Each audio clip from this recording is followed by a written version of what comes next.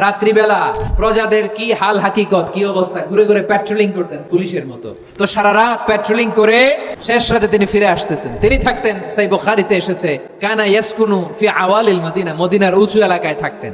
তো ফিরে আসার সময় উনি একটা প্রাচীর বেষ্টিত ঘরের পাশে দুইজন নারীর কথোপকথন শুনতে পেলেন, একজন বৃদ্ধা একজন যুবতী। ওমর ফারুক কাউকে দেখতে পাচ্ছেন না, শুনতে পাচ্ছেন। বৃদ্ধা মা তার যুবতী মেয়েকে বলে, এই তাড়াতাড়ি উটের দুধ দহন করে উটের দুধের সাথে পানি মিশাও, তাইলে কালকে বাজারে মদিনায় বেশি দামে বিক্রি করা যাবে, লাভ হবে অনেক। বৃদ্ধা মহিলা এটা বললেন। যুবতী মেয়ে উত্তরে বলে, মা আপনি জানেন না আমিরুল মুমিনিন খলিফাতুল মুসলিমিন ওমরে ফারুক দুধে পানি মিশানোকে দণ্ডনীয় অপরাধ বলে ঘোষণা দিয়েছে, জানেন না? এবার বৃদ্ধা মহিলা বলে, আরে পাগলি, এই ভোর রাতে আমিরুল মুমিনিন ওমরে ফারুক আসবে কোত্থেকে? উনি আসবে কোত্থেকে? ওনার পাইক পেয়াদা সিকিউরিটি আসবে কোত্থেকে? কেউ দেখবে না। আরে কেউ দেখবে না, তাড়াতাড়ি দুধের সাথে পানি মেশাও।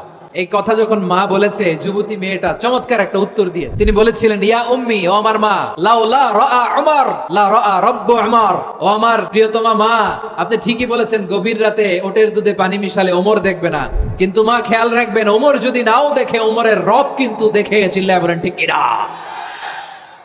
দিস ইজ কল্ড তাকওয়া। লাউলা রাআ উমরু লা রাআ রব্বু উমর, ওমর দেখে না কিন্তু ওমরের রব দেখে। চিল্লায় বলেন ঠিক কিনা?